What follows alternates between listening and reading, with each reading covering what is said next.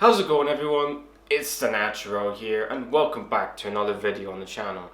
MotoGP has got some of the most complex and breathtaking, amazing, incredible circuits on the calendar. And in this video I will be talking to yous and also telling yous what's the difference between each circuit, and some of them are completely and utterly different and go the completely different opposite direction to others. So, what makes a MotoGP track and circuit? Well, MotoGP obviously will have a start and finish lane, they will have a pit lane area, they will have a paddock area, they will have grandstands, they will have campsites, they will have fast corners, they will have slow corners, they will have chicanes, they will have hairpins, they will have curbs, they will have a long lap penalty area, and they will also have a runoff area, which is pretty much gravel.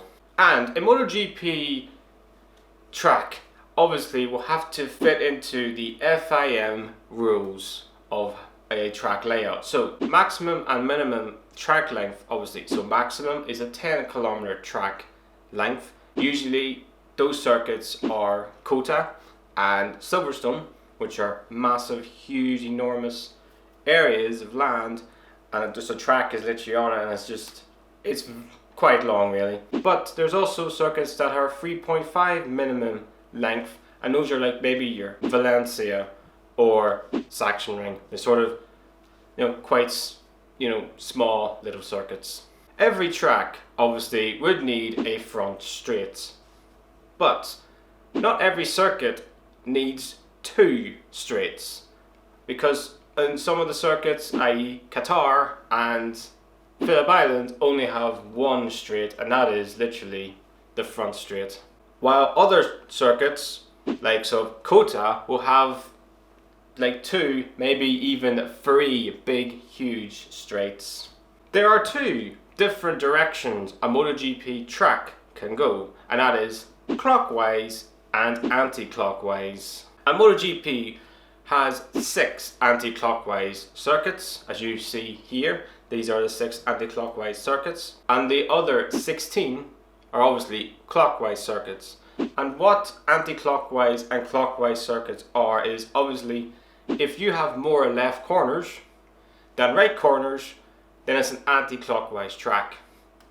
That's pretty much the concept of anti-clockwise on a MotoGP or any circuit. Curbs on a MotoGP track is to indicate to the riders that this is obviously the edge of the track.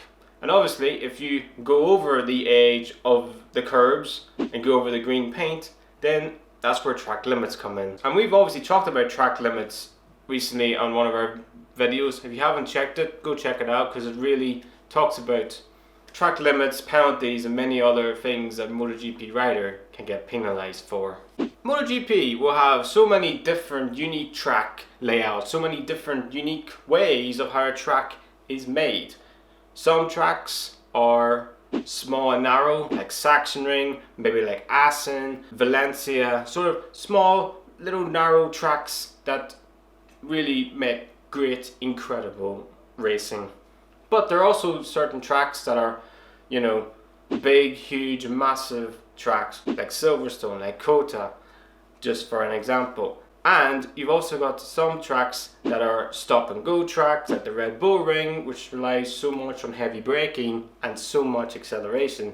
That's where pretty much Ducati pretty much dominate at. But there are also tracks like Mugello, Phillip Island, just a few examples that are so sort of fast and flowing tracks. This is where you usually see to the nimbleness and the balance of a bike, but mainly at Phillip Island is pretty much all down to the rider. And that is what makes a MotoGP track and circuit. If you like this video, then hit the like button and subscribe as well. I hope you all have a safe and amazing day out there, and the Natural will see you in another video.